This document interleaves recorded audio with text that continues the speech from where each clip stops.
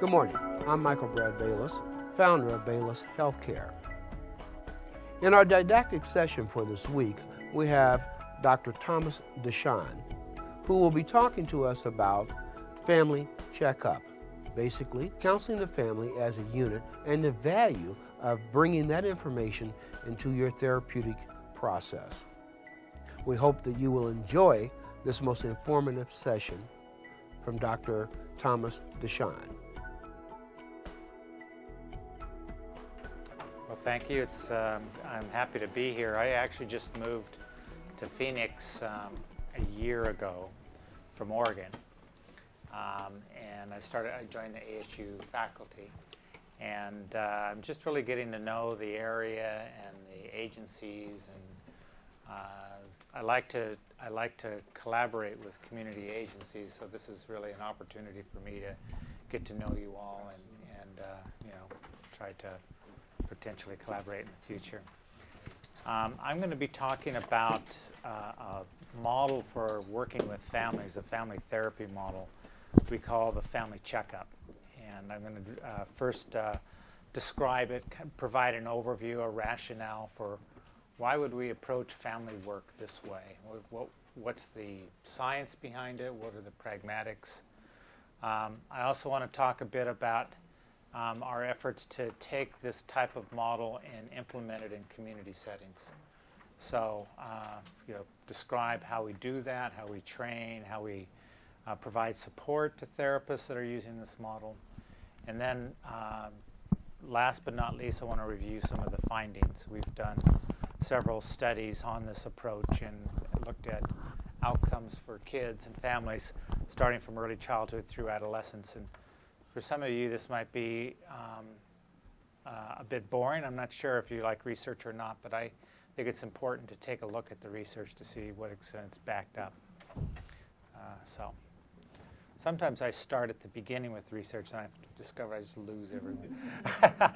It's hard to recover people if you lose them. If you lose them at the end, oh well.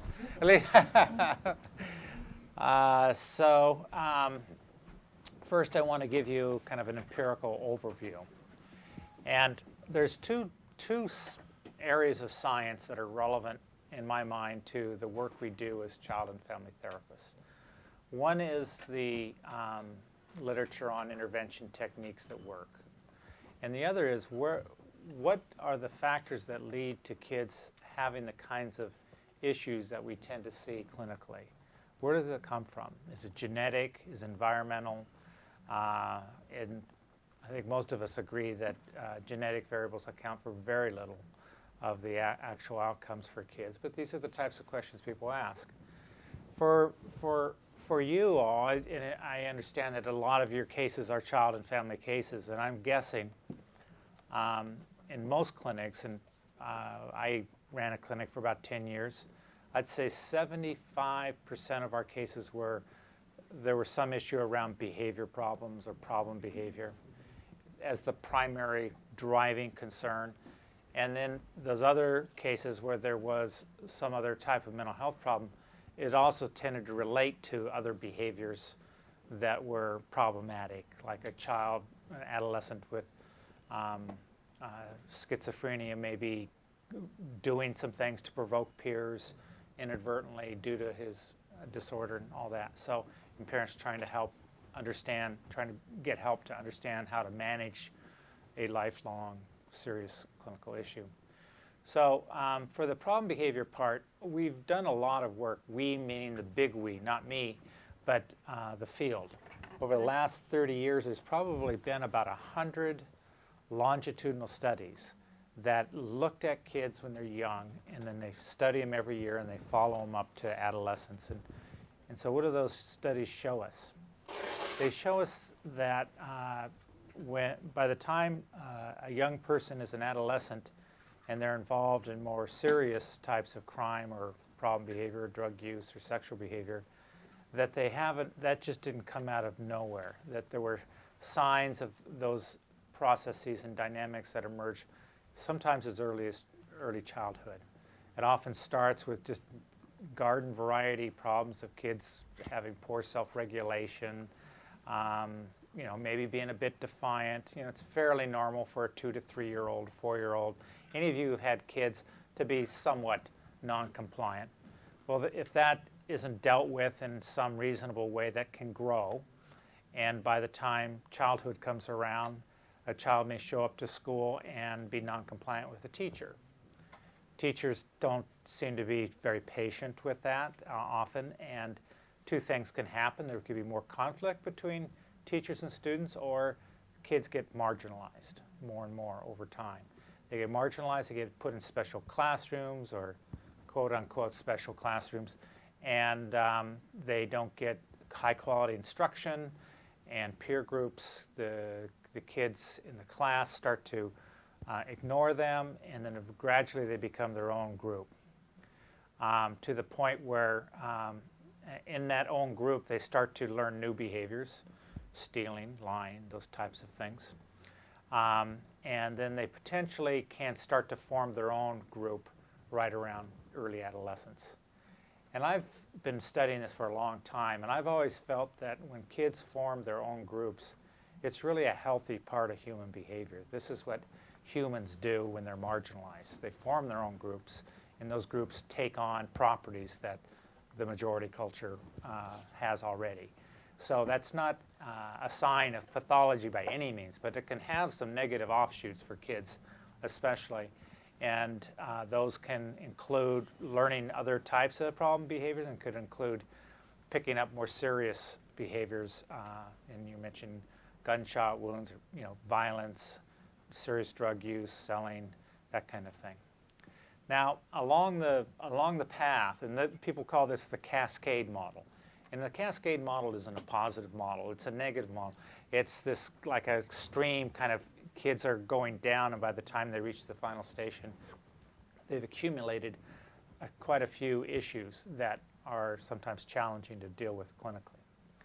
All along the way, the families are there, and the families have the potential to turn those dynamics around. Early in childhood, it might be a bit easier. Later in adolescence, I still think parents can have a big impact. And I think that we should be working with parents of adolescents, and I do all the time, and I think it's very important. But let's be honest, sometimes when things go too far down the road, it can be more challenging because the forces that are influencing kids become larger. So for a long time, the longitudinal studies have also measured parenting practices and find actually one of the best predictors of bad outcomes for kids is parenting practices that are disrupted. I use the term disrupted because I don't like to talk about parents being bad parents, or I think that 99% of the parents want to do the right thing, and that for whatever reason that gets disrupted. Stress, poverty, drug use, depression, all those issues can disrupt your best intentions to parent. Divorce, remarriage. So that's the longitudinal research, and by and large, the longitudinal research shows that all those factors that I just talked about, economic stress, parent substance use, all of those impact kids primarily through disrupting family management practices. So this is kind of where I entered in my career as a graduate student in clinical psychology. As I was familiar with this work, and I became interested in designing interventions that try to improve parenting practices. And I worked at a place called the Oregon Social Learning Center, and that's all they did was parenting interventions. So I was at the right place at the right time. When we focus on parenting practices, by and large, as a clinician, you probably have already seen this. If you're trying to work with parenting practices, you have all these other issues that are swimming around in the room. You've got, the child behavior problems. You might have marital issues that may or may not pop up, and if you're like, if there's actually a marriage and there's a relationship that you could call a committed relationship, that sometimes those aren't so positive, and it's something you'll need to address or deal with. There's school issues, life crises, depression, and other developmental needs. Now, the approach I'm going to describe to you understands we see all that, but we navigate those issues through working with parenting practices. So we keep the parenting practices on the forefront. So if there's depression, we want to support a mom or a dad to get support for the depression, but we also work on getting them to understand how the depression is affecting their parenting, and try to support them around doing something different. It turns out that we do get effect on caregiver depression by focusing on parenting, which makes a lot of sense, because a lot of the treatments for depression are behavior activation. So you're just trying to get folks to do something different and get a different experience. And so that's I can see how that would work. So now the clinical science part of this whole thing. So for the last 20 years, I'd say, there's been many randomized trials of family interventions. And they have shown that these types of parenting interventions, mostly behavior parent training, reduce child behavior problems and early childhood work of Carolyn Webster Stratton and Matt Sanders. In childhood, the more antisocial behavior, Patterson, Forehand, McMahon, those guys have all shown effects. And then often people thought you couldn't really change adolescent problem behavior, but we know that that's not true. Working with parenting can reduce and improve adolescent problem behavior. Now, in my mind, there's one big problem with all of this work. 95% of this kind of randomized trials that you're all you're all depending on for empirically based programs is done in university settings, where you get families that come into university clinics, and many of them get screened out for comorbid issues. And so you have a very unusual population and a very unusual set of therapists upon which our science is based. And so, for example, we did this kind of work, and we had parent groups for adolescents, and we had it at the clinic, the Oregon Social Learning Center. We paid parents for $200 to do the pre-assessment and $200 to do the post-assessment, and had them come in for 12 sessions. To get them to come in, we relied on Jose Saposnik in Florida to give us some pointers, and we found out that we had to do a brief home visit before the first session. So we got parents to show up. Pretty good attendance, 75%, and we got nice effects on the parenting practices. Now, when I got hired as a professor at the University of Oregon, my idea was to take this to the community and run these parent groups in public schools. And so I followed the exact same protocol. I invited parents in. We identified some kids as at risk. We invited the parents in. And out of 50 parents, how many do you think showed up to our first session?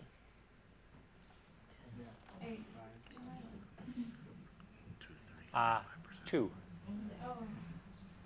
Yeah, 2. And that was with doing well, we learned that paying people a lot of money for a pre-assessment and promising the post-assessment has a lot to do with them paying attention to you.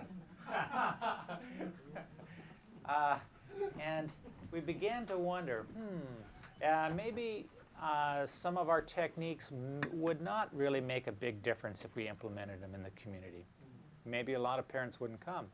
Now, it did turn out that certain therapists were particularly good at getting a reputation for some neighborhoods or whatever. So we could occasionally get a therapist that first they might only have 5 parents, and then parents would start joining the group. But we had just as many that the parents wouldn't show. And it's part of the context of trust and the schools and all that.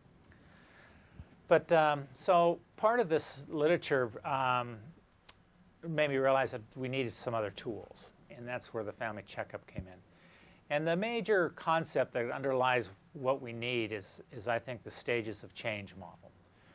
We learned a long time ago that people with who were suffering from substance use problems may not want to get treatment because they may be in various stages of change. And we use the Prochaska and DiClemente model to understand that. Now, what we've learned also is that the type of intervention you need depends on the stage of change someone's in. So most of our interventions we just described are like action mode. They're like, we want to share with you what we know about behavior and reinforcement and punishment and emotions, but that assumes that the client is ready to make those changes and they want that information. Most of our parents are really at this pre-contemplation stage. They may or may not think that how they behave has anything to do with how their kids are doing. So, what we do when a parent's in a pre-contemplation state might be question, ask about situations, reframe situations to emphasize the parent's role, that kind of thing. Or if they're in contemplation, which means that they do see that they haven't always handled situations very well, then you're in a bit different place as a therapist, and you might talk about how they handle a parenting situation and discuss pros of staying the same or cons of change, and work with their contemplation to support them making a decision about changing how they parent. And then preparation, if a parent has said, well, okay, so I want to have fewer fights with my child, then you're in a better place to talk about what they've done in the past, what's been successful, what's not been successful, and kind of move them along the change continuum. And then finally, this is where most of our therapies are right now, is if they're in the action phase, they're coming to you and say, I want help, then you're in a better place to provide advice and support and share with them your professional expertise, because you have a lot of professional expertise in this room. It's not a question of that. It's a question of how can you be at one with your parent so that they want to hear about that expertise. And so maintenance is often, if you want to maintain a parenting, we often forget about the importance. A lot of parents are doing things well, and they're doing many things well. And so those can slip away when things aren't going so well in your family. If your kid starts to get engaged with a bad group, or your arguments go out of control, you may stop doing some of the good things that you were doing because you're starting to give up and you're getting tired. So those are relevant issues. So we basically, when I was thinking about the stage of change, I went out to New Mexico to visit Bill Miller, who does work on drinking. And if you're not in the substance use area, you may not know of this work, but it's motivational interviewing. He was developing that in the early 90s, and I happened to be in New Mexico at his institute for another reason, but I heard more about his work, and he designed an intervention called the Drinker's Checkup. And we modeled the family checkup after the Drinker's Checkup. And this is an intervention that has 3 sessions. It's just like the family checkup here. 3 sessions. He found that randomly assigning problem drinkers to these 3 sessions, the Drinker's Checkup, had as much impact on problem drinking than 28 days of inpatient treatment. So that was a big wow. That was like, okay, so our assumptions about treatment are a bit wrong, that it's not more is better. It's really more how we support our clients. And I was very impressed by that. And that wasn't just one. There were several studies that have shown this, and it's been replicated by the Sabels in Canada. So we basically replicated adapted his model to family work. And that's what this is, the family checkup. And so it's really 3 sessions. So every family that comes that we have contact with, we first, of course, meet them. And we develop rapport. We try to understand where they're at, what their concerns are. And then we set them up to want to be assessed. This is something we do as psychologists too much, is we assess people like they're patients. and we don't work on motivating them to want to be assessed. The only reason people should be assessed is because they want to be, and they can get some useful information out of it. So we need to share that with them, because they may think that it's unnecessary, and it's really important. And then the third session is a feedback session, and this is where we respectfully go over the assessment results with the client using a strength-based approach. And we work with them to help them make decisions about what they may want to do next. Now, in a community setting like Head Start or WIC, this is where we've used this model, public schools, some of our families, that's enough right there.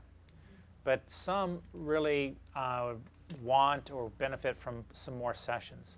We find the most frequent option that they take is brief family management sessions. So this might be 1 or 2 sessions focused on one key area. And as opposed to 16 sessions of training, we have 2 sessions that are tailored and surgically tailored to fit their family. There are another set that do benefit or want weekly meetings with a therapist. I'd say out of 100 families that we see in the community, 5 want that. Most of them want either nothing more or brief sessions. And then, or parent groups. Now, some of our parents in schools do want parent groups, and I tell you, a lot of times it's like Latino families recently immigrated. They're trying to figure out what, navigating this new community. They enjoy the parent groups piece because it brings them in contact with others in their community. A lot of people don't want to do parent groups. It just depends. And then what I call ecological support, which is a lot like a wraparound case management. And this is for more families that require more support. And it's not just throw everything at them. It's based on their assessment and what their need might be. For example, one family came in to our clinic, this is about 10 years ago, a mom, 6 months in recovery from methamphetamine, 3 small kids underneath the age of 5. Okay, doing well, 6 months in recovery. She had her kids in what we call a relief nursery. And the relief nursery was very much about helping parents through recovery. But their approach was really more confrontational. And so she started to hook up with a guy that could potentially have drug involvement. And they caught wind of this, and they started to confront her more about her behavior, showing up late to pick up the kids and that kind of thing. So she came to our clinic to get help.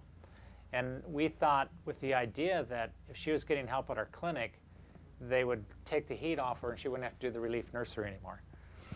So when we did the family checkup, we went to the home, we did the assessment, and we thought that there were a lot of strengths here, but we did see the vulnerability. And so we talked to her about the situation, and she shared with us her resentment of the caseworkers and how they approached her and how they disrespected her.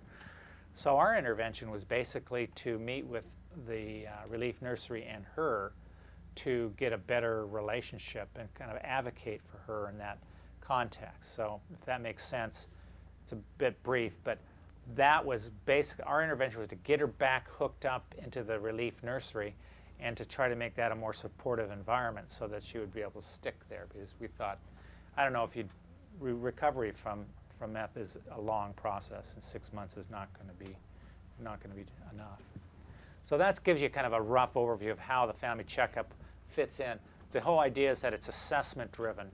It's not as much depending on just clinical judgment. Clinical judgment is great, but after you get a bit of data, then you can bring in the clinical judgment. So this is another way of looking at it. It's a building process.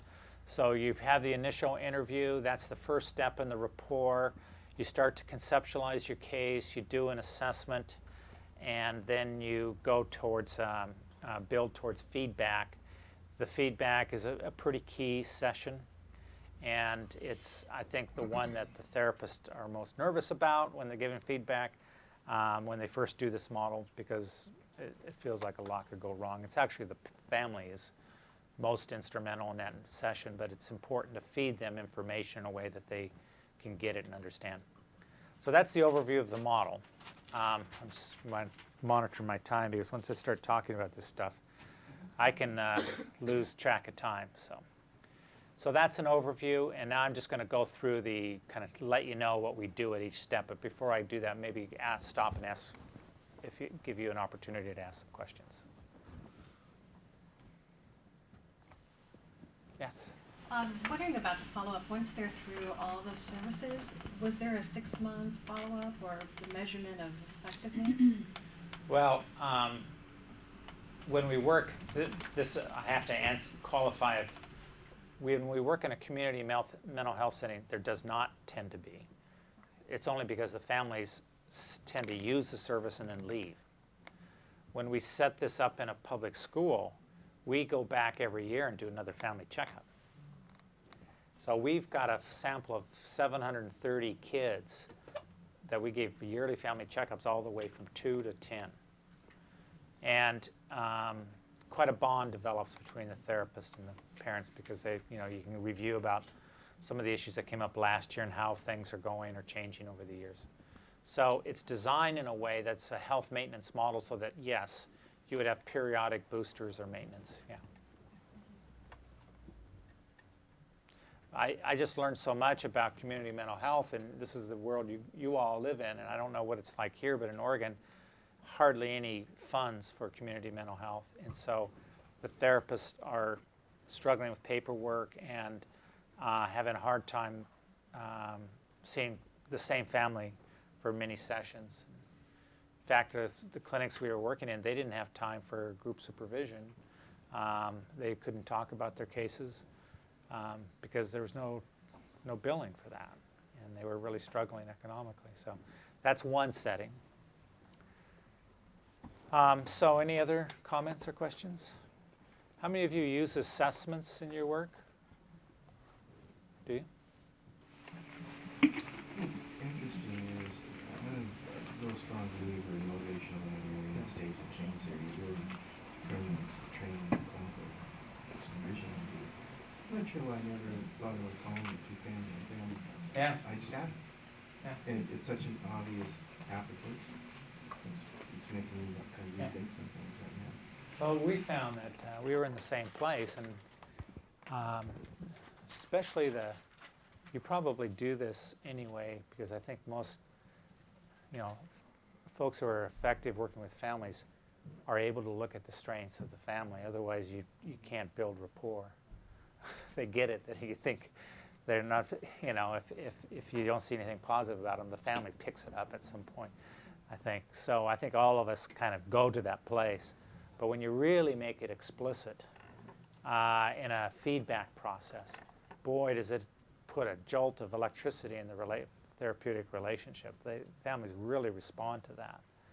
I remember I'm kind of getting ahead of myself, but we videotape everything we do because part of it's research, and we had the videotape going, and the therapist had just given feedback to a family, and the therapist walked out to go get something, and the partner said to her, "Hey, that was okay." She goes, "I can't believe it." So you get the actual reaction. There's a lot of anxiety about getting feedback about parenting. You can imagine. We do that here at Bayless. We, every 3 months, review the service plans. And I think everybody that I work with always has positive to say in that feedback, if you want to call it session. But yeah. Talk about progress. Wow, you're kind of their cheerleader. You are doing that right. You did follow through, and now we see benefits. And I think that feedback during that session of re-upping and looking at new goals is key for the families to say, hey, we are making some progress. Yeah. Well, it's hard if you're a client to see the progress. It's really hard. So that's kind of the role of the therapist, is because you can see it more easily, and so you need to share that with them. Yeah. I mean, little things like even just coming to each session and working on it is huge progress for some of our clients. Good. Okay, so I'm going to talk about some of this is going to be a bit of review because I think you're probably doing some of these things already. I'm sure you are. But I just want to give you a more of a clinical sense of what we do. So in our initial interview, we have specific tasks that we want our therapists to accomplish. Obviously, to begin with sharing what the process is. We think it's really important that the clients are aware that we're going to go through 3 sessions. In our last meeting, we're going to put our heads together and look at the information and decide together what it is you want to do next, using that kind of language. So from the very beginning, the parents feel like it's a collaborative process. They're not having something done to them as they're participating in something. That'll help in the initial interview when you start asking them questions. So, of course, answering parents' questions, and then get to know the family by not only honing in on problem areas and concerns, which may be, if they're having some serious difficulties, maybe where their heart is trying to kind of share with you, make sure you understand what their problems and concerns are, but also try to find out what's going well and what is working and who's engaged and who's not, and not only in the nuclear family, but in the what I call the circle of care, which can be grandparents, aunts, or other folks that are actively involved in managing a child's world. And then motivate to engage in assessment and schedule future meetings. So this is simple stuff like, okay, so sounds like every time you try to talk to Ramon about this, it goes out of control. And both of you don't like that. And that's something that you'd like to see change. So what I'm going to ask you to do is when we go through this assessment, I'm going to ask you guys to talk about something. And no worries if it doesn't go well. But I want to do that because I can better understand how it is for you.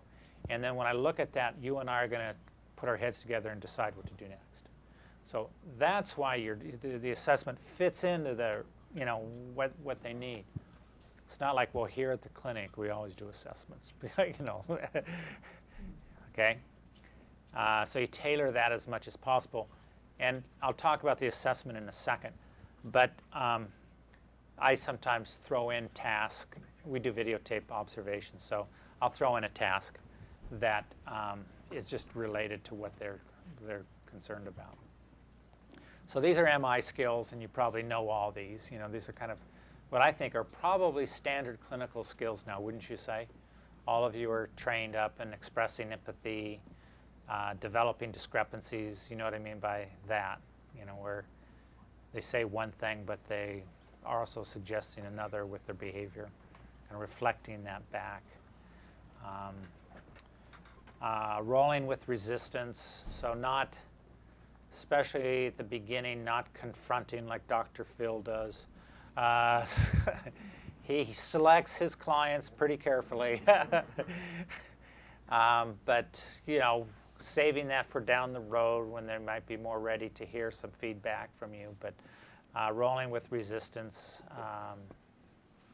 and making sure you understand and understand, and also knowing that you'll be able to get back to an issue later on in the feedback session. And then again, as much as possible, supporting self-efficacy. What tells you that you may need to do something about setting limits? What do you think would help you set limits more consistently? So it's, not taking on the expert role too much, but asking the parents really about what they've tried, what they know, what they think, and as much as possible communicating that really the rubber meets the road with the client changing themselves and not necessarily you changing them or the kid. Do you get a lot of that here? I mean, this is kind of it used to be 99% parents were bringing you the child. Yeah. So you have to kind of move that. If you have a luck, sometimes it's really like you've got students or others that are in your clinic, you can have someone see the child and someone see the therapist. I mean the parent and someone see the therapist. If you don't have those types of resources, it's difficult to see both. And do you do that during the assessment process too, as far as breaking people out separately, or do something you need to do? No, that's a good question. So when we're working in a clinic setting, we would break them out right away. We would do a little bit of joint meeting just to say we're in this together, but we really work on trying to build the executive system and talk to the parents and in the leadership role. And we find that especially when these kids get older, sometimes that can be undermined with the kid in the room, especially if there's a lot of conflict. The parent will say one thing and they say, oh, shut your mouth. You know, and then pretty soon you'll be into a fight. It's probably relevant to some cases you're seeing now. It's going into a process. Yeah. Yeah, I tried the other way. I thought it would be great to have the adolescent, when I first started doing this, as adolescents and parents, and I had them both in the room. And a couple of those went pretty well, but boy, when it didn't go well, it didn't go well. And it was not motivating to the parent to have that not go well. So as much control as you can have on not having that kind of stuff happen, the better, I think. And I actually have tape, but I don't know if it's you'll be able to hear it. Let's see if this projector's. The reason why I want to show you this is this therapist does a nice job working with this mom who, because we don't have speakers, why don't I just describe what she's doing. This mom spanks her kid sometimes in public situations because the child's out of control. And so the mom is talking about not wanting to have other people judge her for that. And the therapist is hearing that conversation and reframing it as mom wants to be in a leadership role with her child, and she wants to be respected as a parent. And she doesn't focus on the spanking because I don't know, I hate to say this, but 85% of parents are spanking their kids, so that's not so shocking. She wants to be able to manage her kids in public settings and be respected as the leader of her own children. And that's what the therapist builds on that piece in the first initial interview as a way of engaging her in the process of looking at her own parenting and making changes. So now we have what we call the ecological assessment. So what are the goals? And I often ask you all what the goals are, but in the interest of time, we want to gather information to develop case conceptualization. So in that case I just described to you, what's your first question? You hear about some parent saying, well, I spanked my child on the bus and I've had people look at me or say things to me. What's your first question as a therapist? What's your first kind of gut feeling?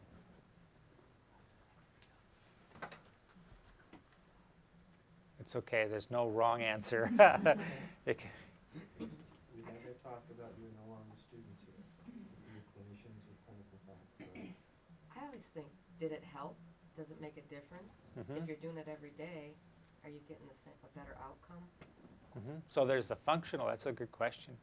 Is it working? I'm wondering, is she coming to us to help her change this, or is she looking for validation for it, or what is she looking to get from us? How does that fit into with what her goals and interests are? Do any of you worry that she's going over the line when she's not in a public setting? Yeah, that would be a natural thing to wonder about any parent, Yes. I'd wonder how it affects maybe her self-esteem, how she feels about it. Yeah. That's good. So these are, I mean, just sometimes what I like to do is give you just a very little bit of information and just hear your thought processes. Think of it like free association. Don't have to be right or wrong. It's just like, what are all those thoughts going through your mind as a clinician? They do go through your minds as a clinicians. I mean, you have them, whether they're right or wrong. It's just like, they pop up partly based on your own history. Accurately identify strengths as well as challenge areas. So we talked about that.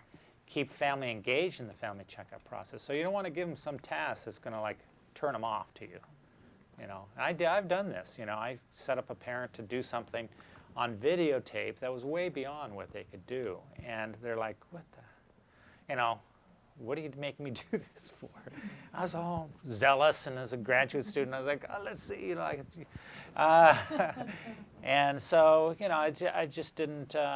I didn't think it through in terms of what they are actually able to do.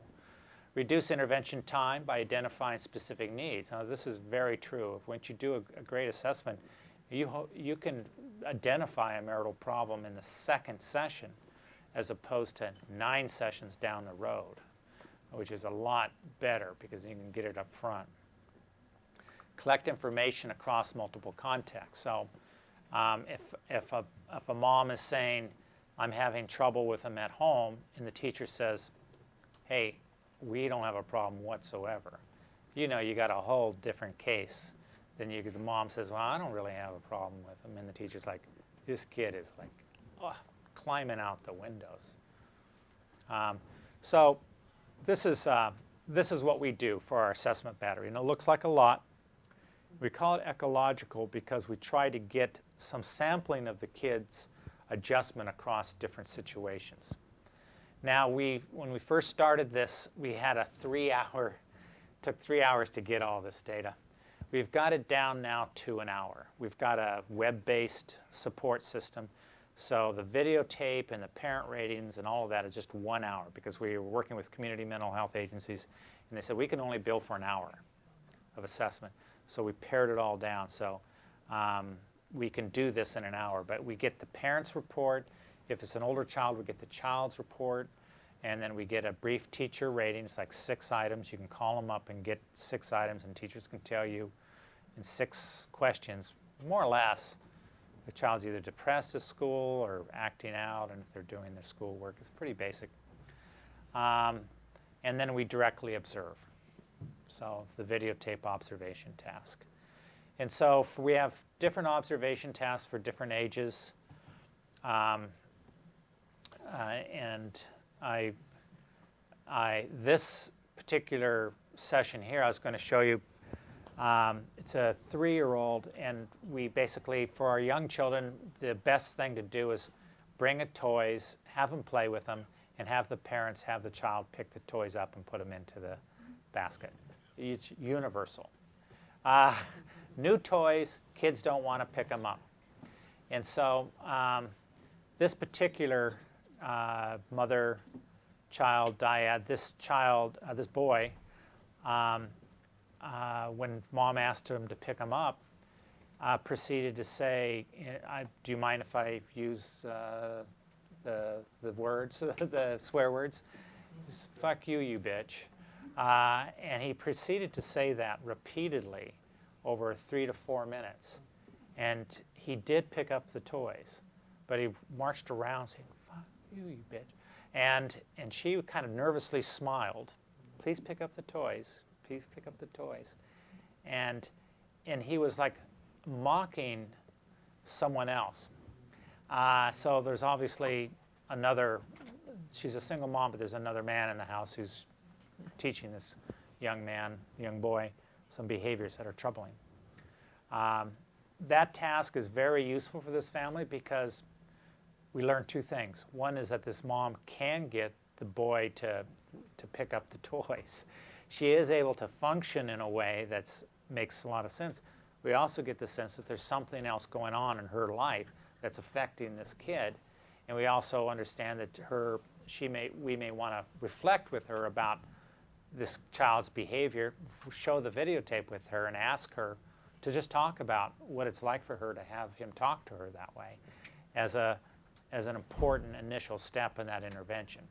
So 5 minutes of video Think about cost effectiveness and all of this information that can not only be used for you to kind of get a better case conceptualization, it can also be used as a tool to change when you share the videotape with her. So that's why I'm really pushing the videotape assessment.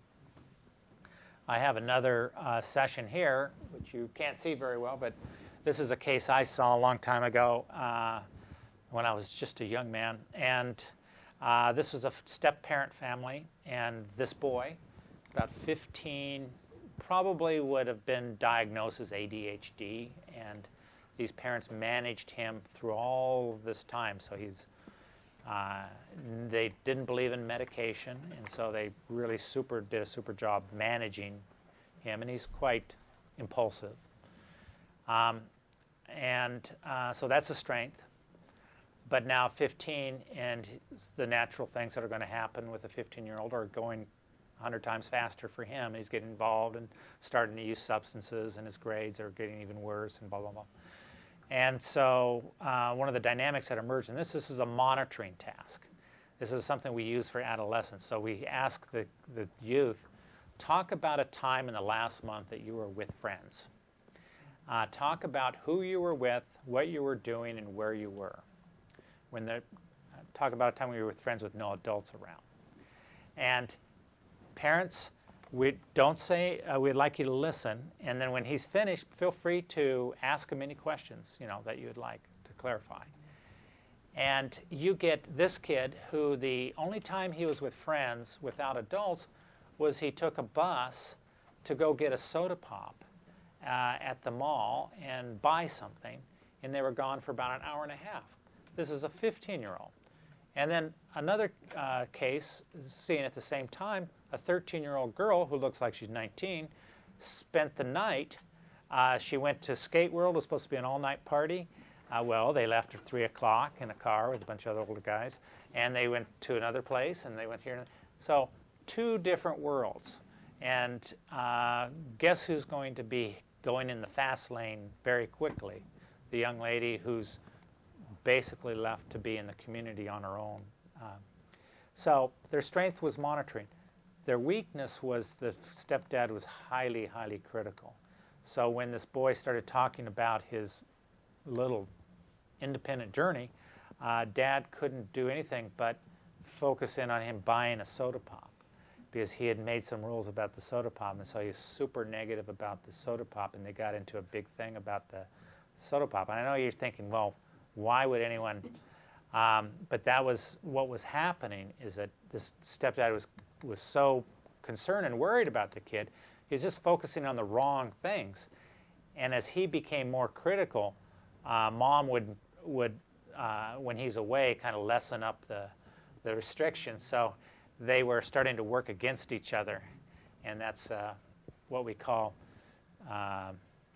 sadomasochistic arabesque is what we call that. When 2 parents are working against each other, and the situation gets out of control, because you're really just kind of hurting your own family in that way, when the parents aren't functioning as a team. So you can see we get a lot of information. Now, that's a 5-minute videotape task, and we get a lot out of that task. And we have about 3 or 4 other tasks like that. So then our task is, when we get all the data, that we come up with a case conceptualization. And it's a family-centered case conceptualization. 100 things might come up in that assessment that you might be interested in. There's history of trauma. Not that you shouldn't be focusing in on that, but there's just so many issues that might be relevant to this case. So how do you put it all into a package that you can be helpful with? And so that's where we come up with the family-centered case conceptualization. So we want to get the caregiver's perspective, the teacher's perspective, the youth's perspective, and then the observations, and we pull together a hypothesis about what might be helpful. We have norms and everything on this stuff, and this is what we summarize it on. This is our feedback sheet. So the green, this is universal language all around the world, no matter where you go in the world. If you see a green light, you know it's go. If you see a red light, it means caution or stop. So the green light is areas of strength in the family. and the red light is needs attention. That's the language we use. And so, we've got the child's adjustment. We broadly, I'll read those to you because you may not see them: behavior, emotional adjustment, peer relationships, school success, coping and self-management. And then the family's background: family stress, parent well-being. That's a depression. We've got that down to 2 questions. Are you feeling sad or depressed after 20 years of research? That works as well as 50 items. Parent coping strategies, parents, adult support network, partner support is marital adjustment. It may not be marital adjustment, though, because sometimes there's 2 parents that are like co-parent, like a grandmother or mother, dyad, or whatever constellation. They're not necessarily married, but you want to know how well they're adjusted, how well they get along. And parent substance use.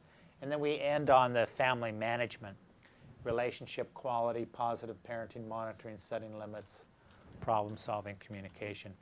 So we put an X if it's an area in the green, and put it in the red if it's needs attention. And so one question people ask is, what if everyone's has all X's in the red? It doesn't rarely happen. And if it does, if it's going in that direction, this is all a Word document, so we set it up differently so that we have some issues in the green. This is not like IQ test or something where we have to have a standard approach. It's really about helping parents think about what they want to change. So we want to flood them with negative information. We want to balance the positive and the negatives. Okay, any questions about that? So we summarize the feedback, and then we set up, then we have the feedback session. And there's a process to the feedback session that we would like to follow pretty religiously. And the first is to ask the parent what they have learned from going through this assessment. So I might say something like, so you all had this videotape situation with Ramon, and you answered all these questions. Sometimes when parents go through that, it brings up thoughts, or they learn things about themselves. What did you all learn about yourself by going through all this? And if they say, well, I don't know, say, well, really, I just wondered, I was watching you, and it seemed like for a while there, Dad, looked like you were really just kind of taking it all in. And when you guys were having that discussion, I might bring up something more specific I saw on the videotape, just to jag their memory and to kind of activate them. You don't jump off of that. You try as much as possible to engage them in a self-assessment, because that's an important first step in the dance, is that you want to know from their point of view what it is that they saw. And that'll be really key. Most of the time, parents will self-identify some of the key issues that you want to later give them feedback on.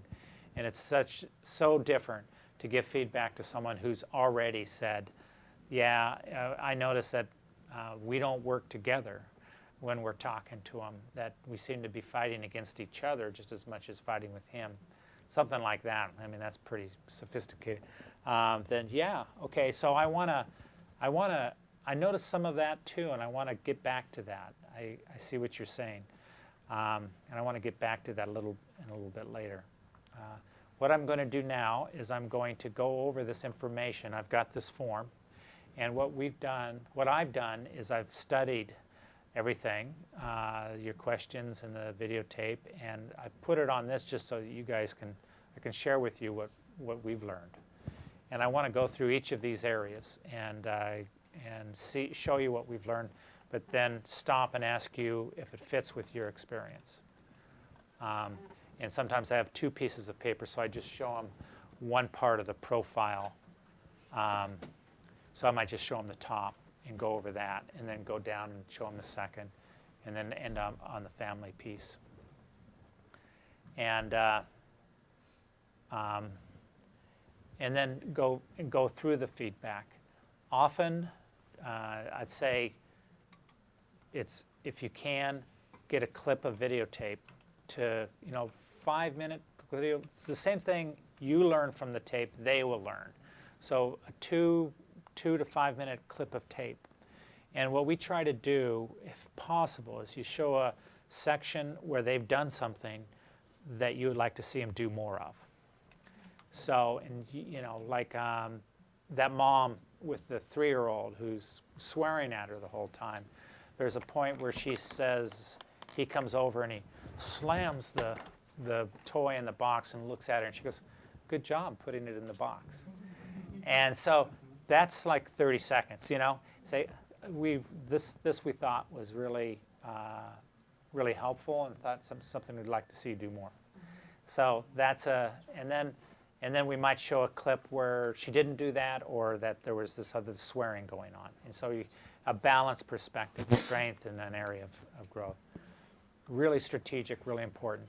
We actually showed that we can increase parents' positive parenting by just talking to them and giving feedback. It's hard for them to change the negative stuff, the coercive dynamics, unless we give them videotape feedback. We actually showed that in our research. Changing, like yelling, harsh parenting, emotional reactions, that happened most when we gave videotape feedback. So think about it in your own lives. It's harder for us to get perspective on our own dynamics by just talking about them. You almost need to see it happen before you really get insight. So then the last phase is exploring the menu and the goal setting. Now, typically we want therapists to have a good idea of what they think is going to be helpful to the family. We want you to have that thought through, but not to be inflexible. You may learn something through that feedback process that may change your mind completely. Like that that second picture I showed you of an adolescent family. It didn't come up in any of our forums or the initial interview, but mom had her mother, who has bipolar disorder, lives in the same neighborhood. She was recently put in inpatient.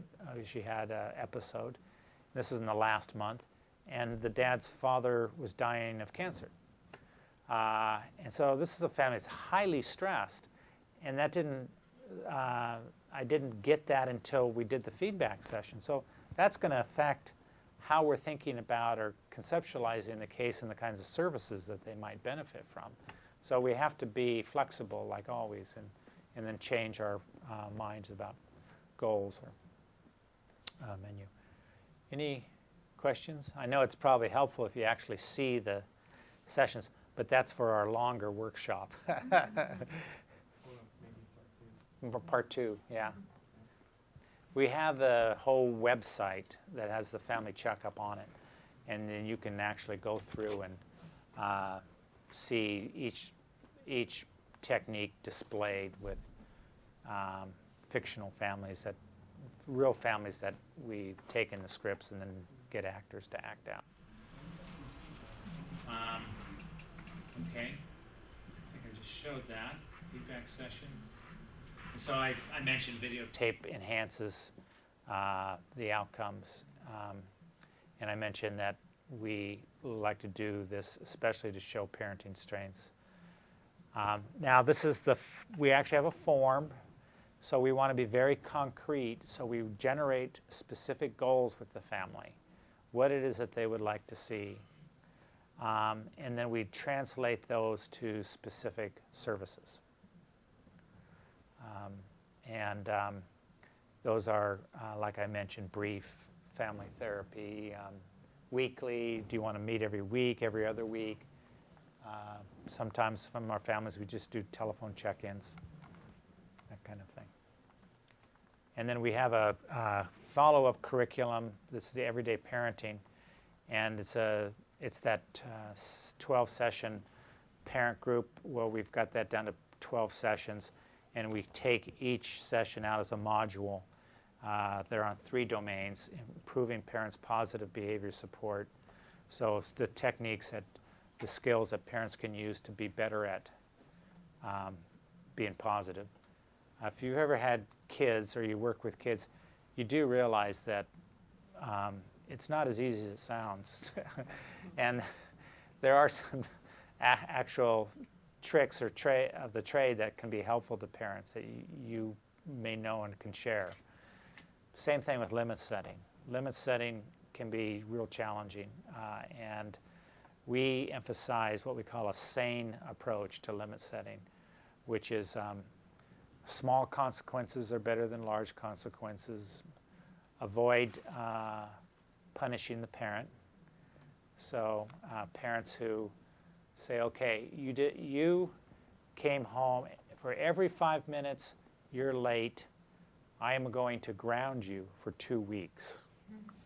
Kid comes home an hour late. So you're going to really ground him for 3 months? That's impossible. Plus, if you did, you're going to punish yourself because you're going to have to deal with it. I am going to take you and pick you up from school every day for the next month. Sounds like a good idea when you're saying it, but when you actually have to do it, it's not so much fun, and you can't follow up on it. So that's avoid punishing the parent, never abuse the child, and then effective limits are consistent. So we go over those with parents when they want to improve their limit setting, and we start off with those principles and say, do you agree with these principles? We don't use those words, but I mean, we kind of go through that with them, and then we come up with specific things that they could do that are like that, and that helps with some of the. There's 2 tendencies. One is to be a friend with your kid, and that would be nice theoretically, and sometimes you can get a lot of mileage out of that. And the other is to be kind of repeat what was done with you, is be overly harsh and critical. And so then the other there's like the other module is building family relationships. So helping families negotiate conflict and develop positive routines, increase the enjoyment that they spend their time together, that kind of thing. So those 3 come out of the assessment, and we would focus in on one of those or potentially maybe all 3 for some of our families. Okay. The family checkup is designed to get parents in a place where they want to do one of those more. And some families do that on their own, by the way. So once they go through the family checkup, they realize they want to be more positive, and they just start being more positive. So they don't necessarily need us. Okay, so these are the steps. Now, most of this I've already said, so I want to get to the research, but in the interest of time, I think I would really bore you if I went through our studies, but we've done we've done 4 randomized trials with over 2,000 families, 2 trials with adolescents. We took every other 6th grade student that came into the Portland middle schools, multicultural neighborhood with poverty, randomly assigned them to middle school as usual or middle school with offering the parents a family checkup. We followed those kids from age 11, and now some of them are 26 or 27. And we're really fortunate to live in a country where people fund research like this. National Institute of Drug Abuse funded this work. And we followed them over time, and we of course, now just imagine you have a kid in middle school, you get assigned to this, and they say they're going to offer you a family checkup. Many people don't take it, so we studied that. Who took it, who didn't, what was the effect? And because it was random assignment, we could pretty well nail down how that affected kids' outcomes. And found in 2 different studies that working with parents is about the average of 3 sessions. We had reductions in drug use that lasted like 3 to 4 years. Going up to about 6 sessions, we had reductions in substance use that are lasting through age 18 or 19. We get effects on antisocial behavior.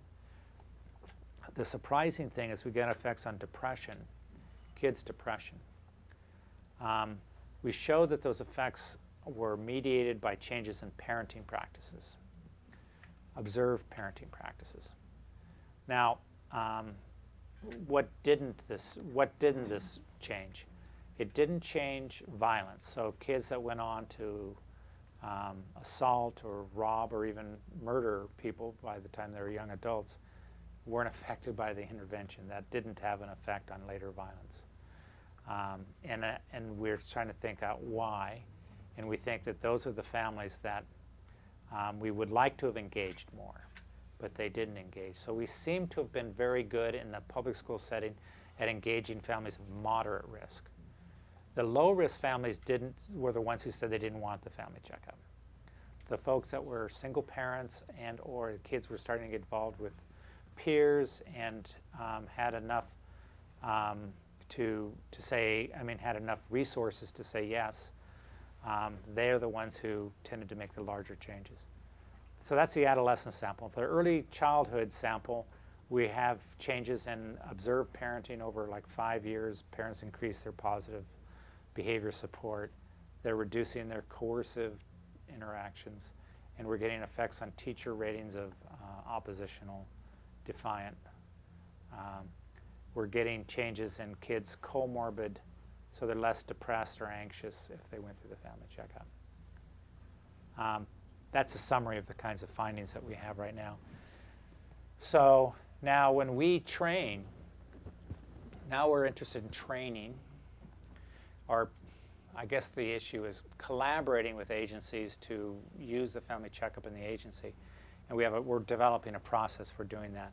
We're in 40 middle schools in Oregon right now trying to get folks to, they want to use a family checkup in middle school, and we have these workshops, and then we do videotape feedback, and then over time we provide individual support, like through what we call a coaching process.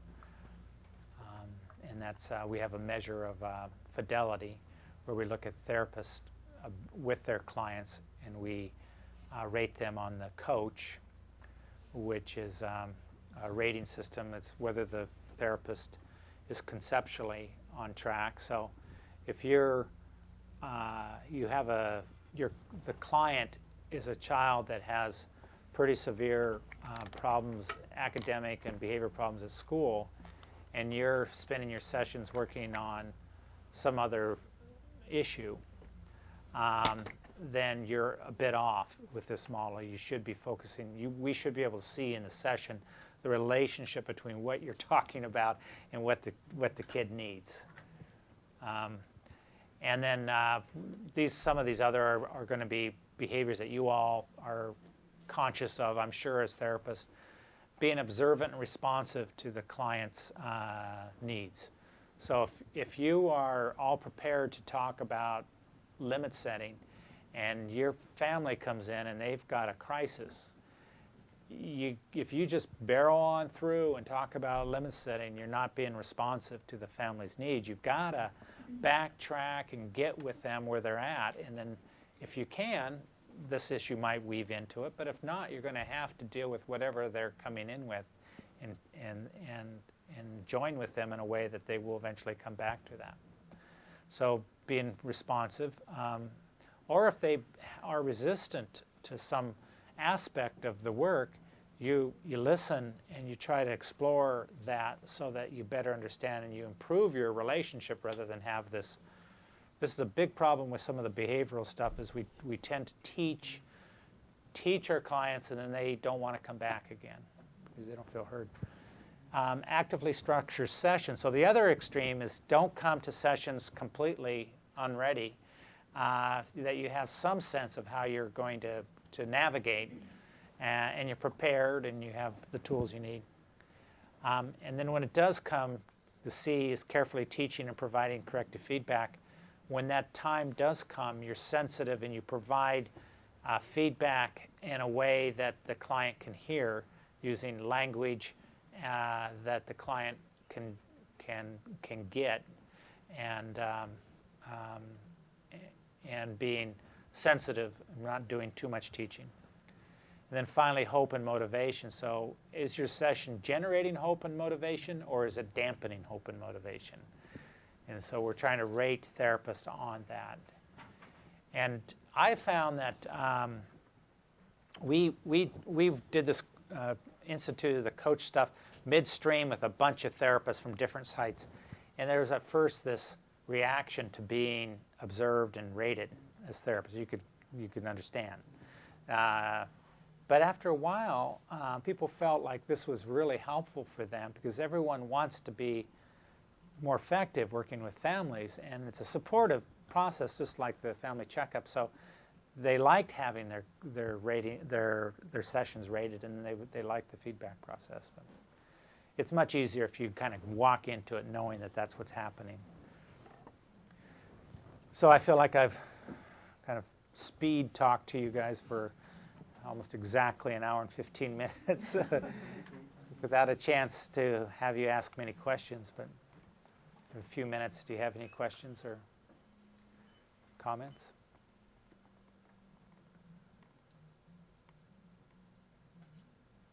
Would you all be interested in me trying to arrange a follow-up? Okay. Yeah. Okay, and what I can do is I have a portable audio pickup. So if anything has sound, I can bring that in. Perfect. You can spend more time looking at sessions. That's what I'm thinking, yeah. Looking at sessions and talking about what's going on. Yeah. That'd be great. Is the assessment piece, is that just your questions that you structured into some kind of assessment, or do you use other kind of assessments? It's flexible. So it's we have a assessment battery that's ready to go that could be used. It's and it's all online. It's really easy for clients to do, and it gets automatically scored and all that. But some agencies have their own assessments that they would prefer to use, and whatever you want to do is up to the agency. You know, there's some things that we may not assess as well as you would. It just, you know, I think that every community is so different that it's hard to say that this assessment works for everybody, because there's other issues that need to be brought to bear in different communities. So I think it goes without saying. Yeah. The videotape interactions are probably what the families appreciate the most. And I know that's hard to believe, but they really dislike these, you all know this, the questions that psychologists ask. You know, the child behavior checklist, have you ever seen that? I mean, it's a great measure. I mean, it's well developed, and it's sound research. But you ask a parent that's coming in because their kids are anxious about all of these things that their kids don't do. They just like, what?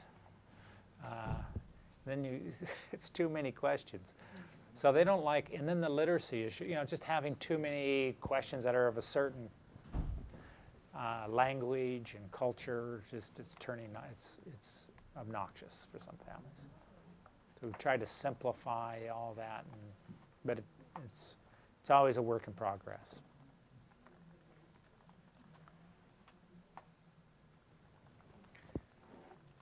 Well, I hate to talk and run, but I'm going to have to go here. Really? Fascinating stuff. There's all kinds of applications here. I certainly want to be in touch with you. Excellent. We separated the family out individually, one person with each person, and did semi-structured interviews for about half an hour, and then invited the family to wait in the lobby, which ironically they were all willing to do for about 30 to 45 minutes, and brought them in for a coaching session on similar intent. This is what we saw, strengths of the families, and it's a phenomenal process, because there's only so much that you can do when you're talking about working with families in an assessment, giving them feedback. And I don't know if you've had the experience, but As Tom was saying, I have had the experience of basically seeing families implode for various reasons. Sometimes the situation is very volatile. Sometimes it's a planned, intended demonstration in terms of factions in the family trying to convey to us as therapists who is truly at fault. And the problem, which I've mentioned to some of you, I think, is that when you get families together for the first time, you really can't assume that their intention is to work with you. More often than I think we acknowledge, the intention is to lay blame and to assess responsibility to the other faction in the room, which means the family, you need to think about this in terms of motivation and in terms of hopefulness for the future. It means in that situation, the family is not inclined or interested in working together or resolving the situation. They're looking to explode the situation and to amplify it so that you can see who's at fault and who's not. And what happens when that occurs is the family will lose any sense of faith that what we're doing is going to be useful, and you'll hear and feel sentiments like, we've been through all this before, we don't need to come here to do this again. Okay? So my feeling is that there's a huge risk in doing assessments of having the family all together at the first time. Now, the way we're set up in terms of resources, how do we manage that? And I'm kind of rethinking our use specifically of interns as a way of assisting you in that first meeting. Now, the problem is, I'm sure you know, we have mandates in terms of things we have to do for, Magellan, Southwest Network, but I'm thinking there may be ways we can tweak it so that we can do both, get the stuff that we need. But what are you thinking? I'm thinking about that. Like you said, if the other day, just yesterday, I had 2 interns sitting in on an intake, and it might have been beneficial for the parent to stay with me for a while so I could get a better understanding of family dynamics from their viewpoint, Yeah. and maybe the child, who was probably not going to say jack in front of the parent, Exactly. would open up to somebody else outside of the room. And I've done that. It's difficult because you can't send little ones out to the waiting area on their own, so that's a drag. But a lot of times I have the parents saying, I got to tell you something without him around. They want to tell you all this stuff. And the other part that we already know is true is we have to look at what he called the executive function of the family, which is just the parenting element. And that there are elements of that are separate influencing factors, but separate from the child's behavior itself, whether it's conflicts among the couple, differences in parental practices. And the thing you have to think about is that if we're going to try to create a sense of unity in the executive function, whether it's the parents, grandparents, or whatever, it doesn't really make sense to expose that in the presence of the kids in early sessions. We're working against our intent, which is to provide the kids with a uniform and unified sense of cooperation between their own parents. It's a good way. I'm going to be doing that with Joseph today. Is doing the service planning session without the child. Sometimes that's a key, so that they're not part of. You want them to feel a part of it, and eventually Yes. they will be. But when we're talking about making decisions about what kind of services are going to happen, And we really want the kid saying what he wants to happen. you do. And the nice thing about it is that if you have more than one person involved in the evaluation process, you can naturally separate people out and have it be a part of the process, as opposed to, I don't care whether it's the parent or the child. Can you please wait outside? It's going to be a problem, okay? It's going to be a problem. At the very least, a distraction, but most likely a potential failure of faith and trust. Because if you think about it, what would it just be like for you? For any one of you. If I said, excuse me, can you sit outside and wait for a second? Okay, it's going to evoke some concern, okay? And so that's what we're kind of fighting here. And so I'm really excited because those who've been here for a while know that I'm a firm believer in motivational interview and stage of change theory. It's really all about process and readiness, not just about your plan, but whether the client has been prepared and ready to do what you ask him to do. And he's dead on in terms of the idea that as therapists, we jump right to the action stage, immediately to the action stage. And there's been no foundation building. And more importantly, if you really understand basic process of change theory, how can you get someone to commit to a plan that they haven't even thought about yet? It's like, even if it's a positive plan, it's like, let's see, would you like to take a trip to Jamaica? Okay. But you have to decide right now. Okay. Well, who are you going with? And then we look at that as resistance. When you just haven't had the chance to contemplate, to think through the situation yet. And so we have to be very careful about being out of step with the client's readiness to engage in the therapeutic process. But we do those things constantly.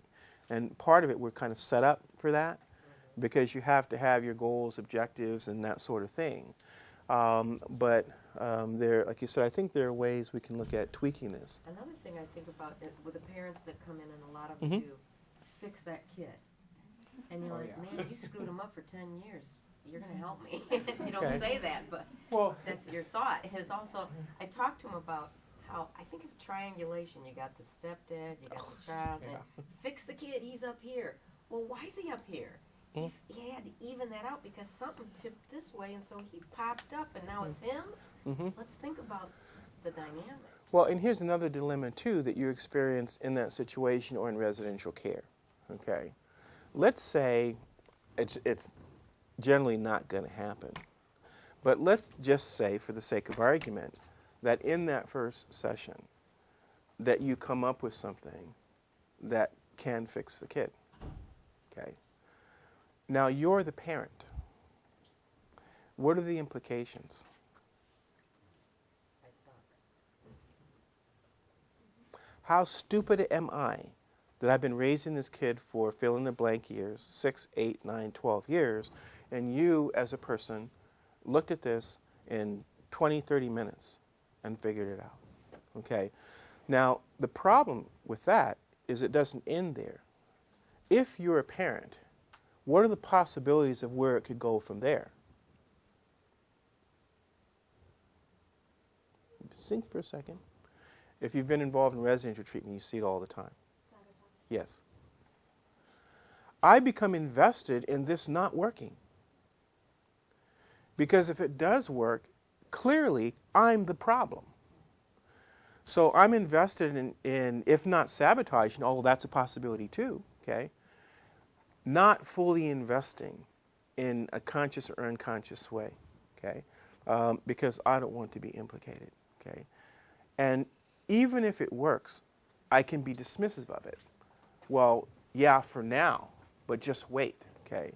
And if that's the message to the kid, you're providing a disincentive for the kid to continue because you're already predicting failure. What you're telling the kid is that this isn't going to last, okay? And gutting any sense of sustainability for where the changes occurred. So either way, I mean, it's not likely to happen, actually, but even if it does, it creates a problem for you in terms of your relationship with the therapist and the therapist's your relation with the parents and the parent's own relationship with their own perception of themselves as a parent. So you have to be really careful. So it's very, very important, particularly for some of you just getting new cases and caseloads.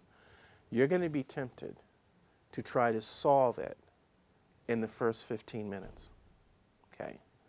And if you think about it, it's a disservice and a risk to your relationship with the parents to assume that you can figure things out that fast, because I guarantee you the parents have been struggling with this longer than you. And so the first thing we really have to do in the assessment process is to really, number one, look at what the current status of things are with the family. Number two, make sure you explore every situation, opportunity, or effort that the family has tried to deal with this in the past. Because the other thing that's an immediate credibility hit is you say, why don't you try this? Well, I did that, it didn't work. Okay. Once you've gone there, your credibility may be non-recoverable. okay? Because you're just asking me to do the same thing that didn't work before. If that's all you got, no thank you. And don't be surprised even if I don't announce it in that moment, don't be surprised that I don't show up to your next session. Because on the way home, with my husband, with my kid, with myself, I'll be thinking, this is just another of the same thing, okay? And then this is what puts us in a position of being caricatures of helpfulness. All those things that when people satirize our field, you know, tell me how you feel about that. All those cliches fall into place, and we lose our credibility as therapists, and our profession of behavioral health loses credibility. We become a caricature of a comedy of somebody who has all these pat phrases that really don't work. So that's really going to be the challenge for us moving on. I'm sorry, go ahead. Yes. I'm thinking about this from another level now.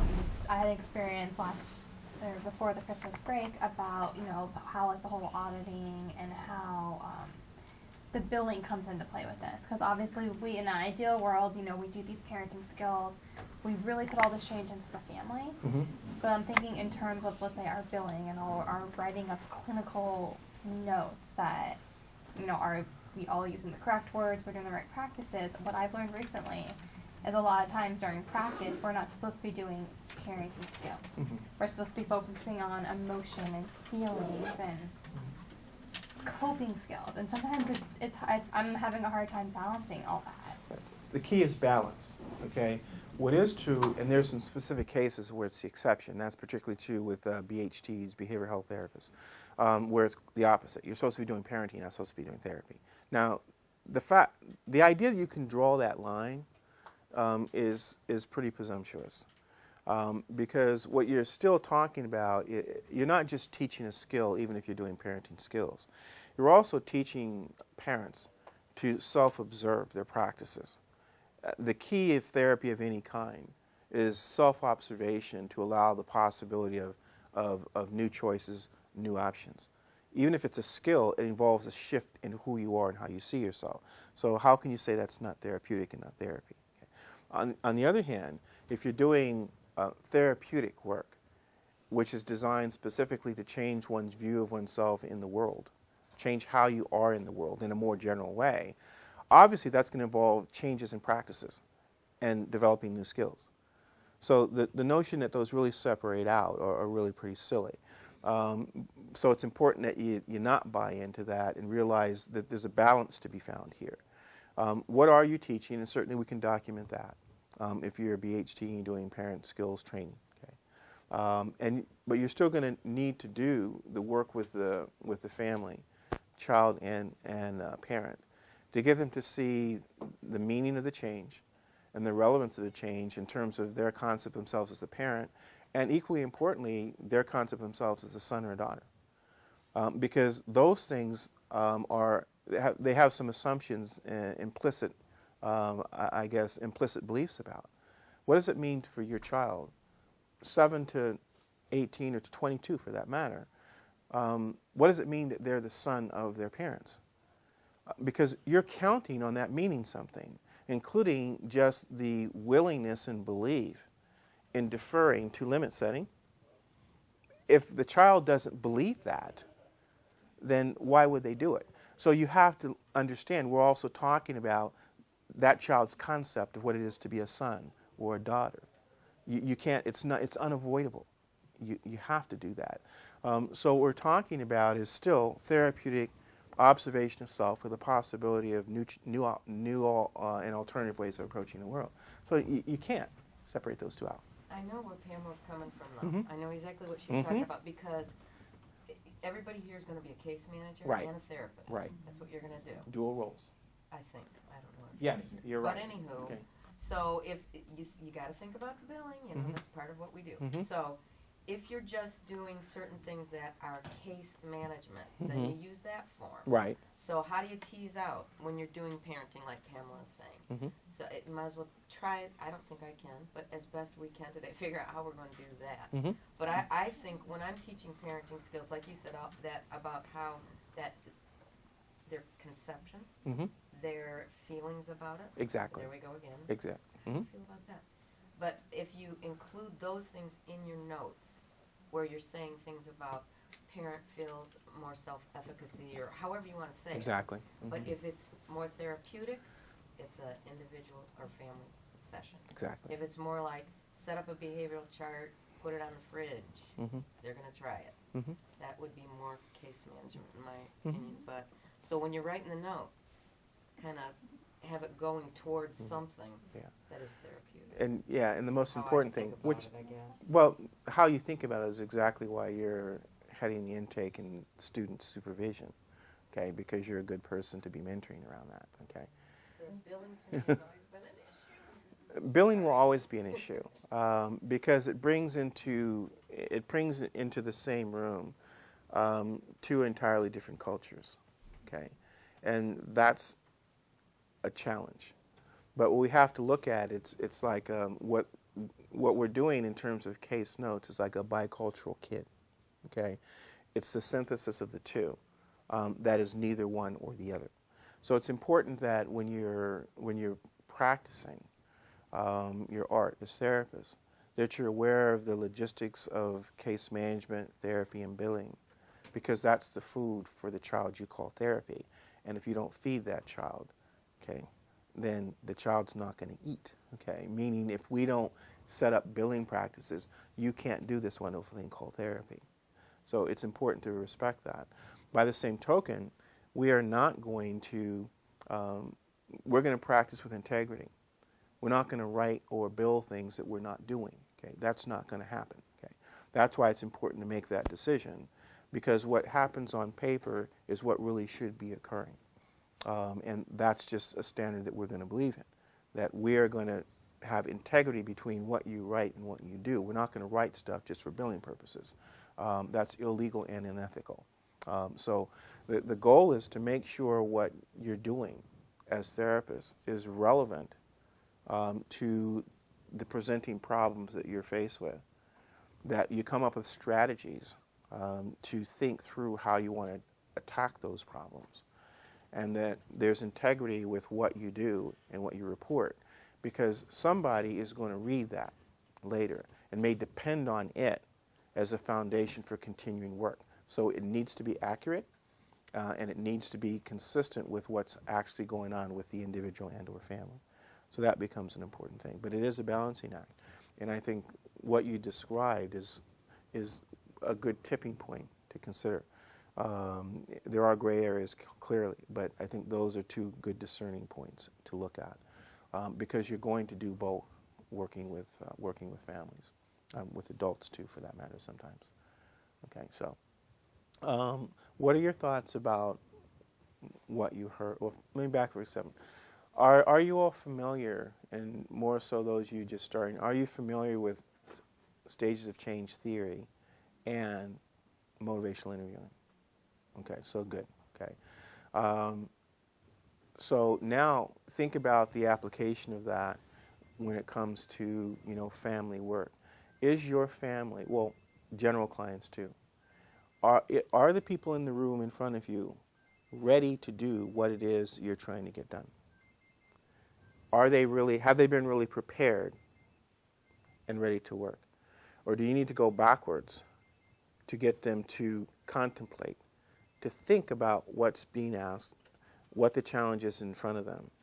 And most importantly, have they not thought about it at all? Pre-contemplated stages.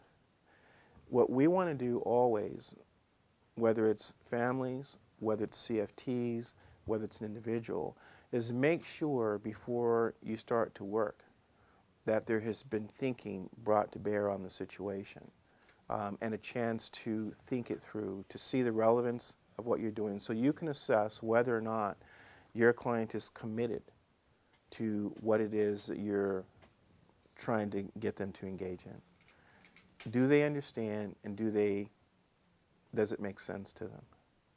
Rather than just, here's the plan, go to work.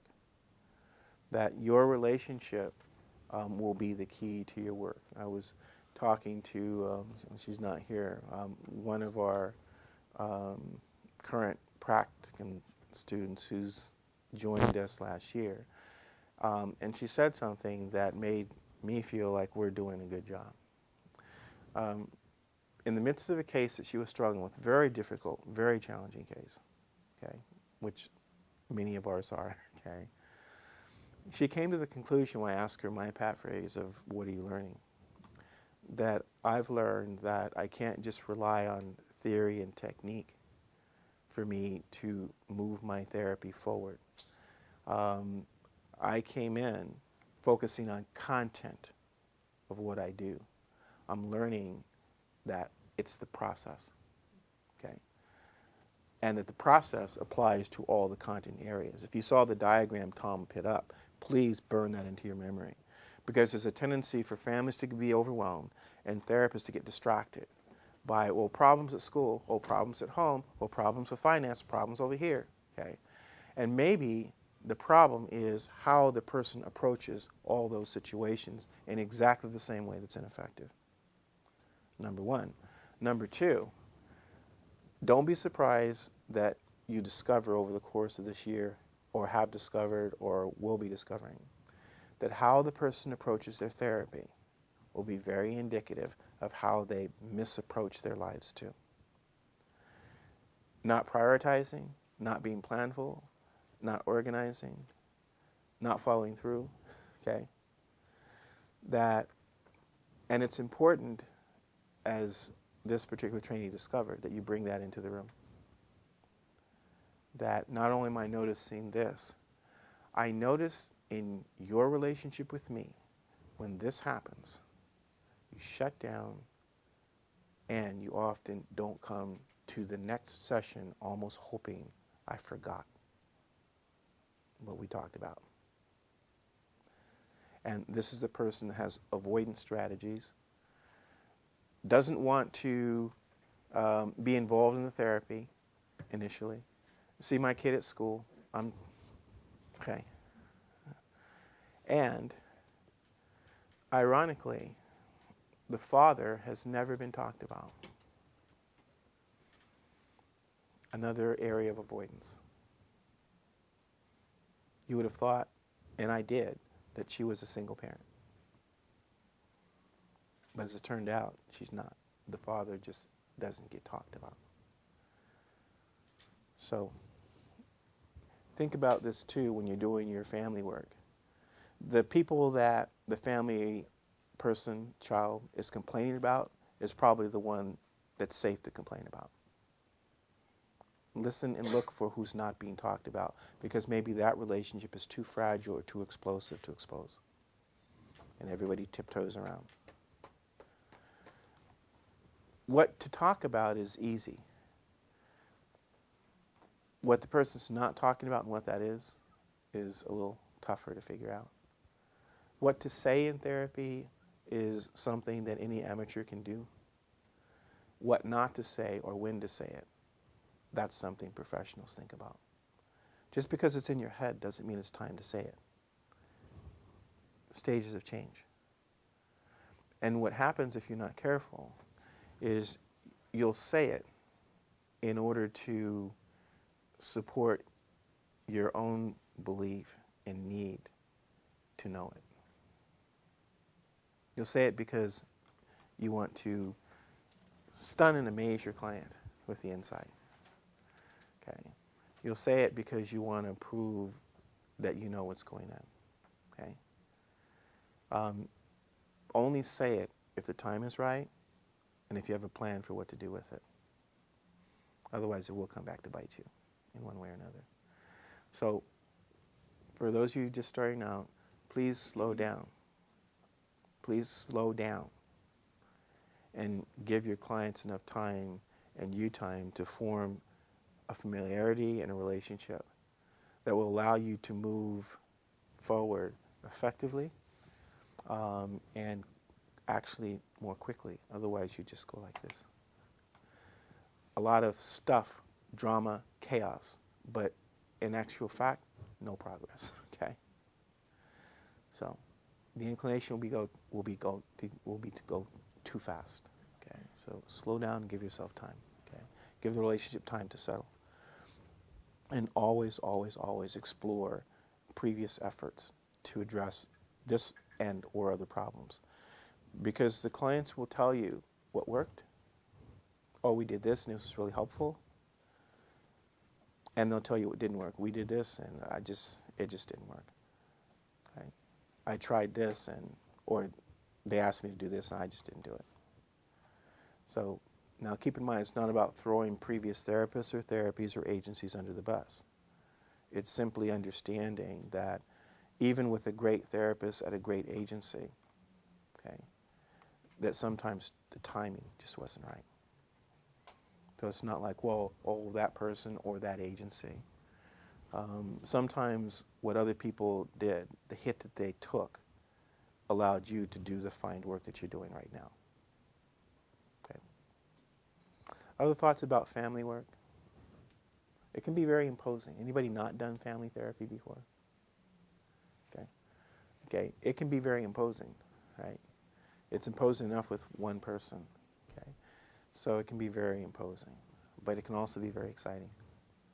So just slow down and keep in mind, even as someone in training, that you have 8 years more learning and practice than anybody else in the room. You probably learned something in those 8 years that you can share. That'll be valuable to them. Okay. Okay. Okay.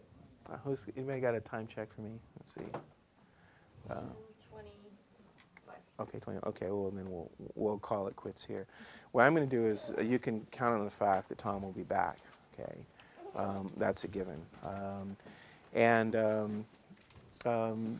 Just this is a fun time for you just starting out. This is a fun time for you to explore.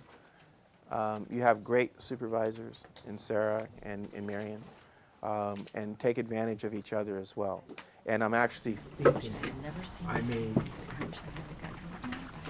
pair some of you up on families, so that, and Marion's intake, I'm sure she'll figure that out, okay? But I'm also thinking in the course of work, I've tended to assign single therapists to families, parents and kids. I'm rethinking that in my head, that it may be a useful thing to assign one therapist to parents / mothers, dads, grandparents, and a different therapist to children. And maybe, and this is a total change from that, a different therapist for each child. Okay. I can see some advantages there. If there's communication, because there's also risks of triangulation, and splitting, and all that kind of stuff. Okay. But in terms of the assessment process and efficiency of clinical work, it's something that I believed but didn't have the resources, and now we have it. Okay. We just might be able to pull that off. So don't be surprised. Okay. If you separate the family out like that, though, aren't you going to lose that interaction that you get in the session? Well, you're assuming there's not going to be a family session involved, and that's not the case. You're talking about concurrent strategies. There certainly has to be and should be sessions where everybody's involved. The beauty of this is, I've always said that therapists should always outnumber the number of clients in the room whenever possible, okay? And obviously in groups you can't do that, but if there's more than one person in the room, my belief is always that the therapist should never be working alone. Because regardless of how attentive you are, if I'm engaged with you, talking to you, you're the child or the parent or whatever, I'm not attending to what's over here. There's an art of co-therapy that really needs to be taught. Because the tendency is that if I'm talking to you and you're the co-therapist, you're looking at her too, okay? The rule is whatever I'm doing, you not attend to that. You attend to everything else going on. So you can look at reactions, you can look at people who are suppressing responses, and you have to trust that I'm handling this, and I have to trust you're handling everything else in the room. That's particularly true of group work, but also true of families too. Otherwise, you're going to miss things. No matter how attentive you are, I'm either going to be paying attention to you kind of, and then watching everybody else, okay, and I lose the intensity of what I'm trying to do, or I'll be very focused on you and lose subtle reactions that in the moment, if addressed, could have been very, very helpful to what's going on in the room. And you really don't want to miss any opportunity to deal with something that is a current emerging thought or feeling of significance enough that somebody reacted, with some affect behind it. So it's not either a proposition. It's about combining different modalities of work that includes couples work, that includes individual work with children. It may include work with just the children and not the parents at all. Okay, a lot of different separations that you can do to work with different subsets of families, groups of pairs of kids, groupings of children, parental units, individual work with. I mean, the family is, we always talk about, is more than the sum of the parts. But it's important to know what parts are going on that contribute to kind of an impact on the gestalt, impact on the whole family. So there's a lot of different areas and types of work you can do, but you certainly don't want to miss out that total family interaction. Okay, all right. Okay, so I appreciate you coming today, and I'll be seeing you sometime down the road. Okay.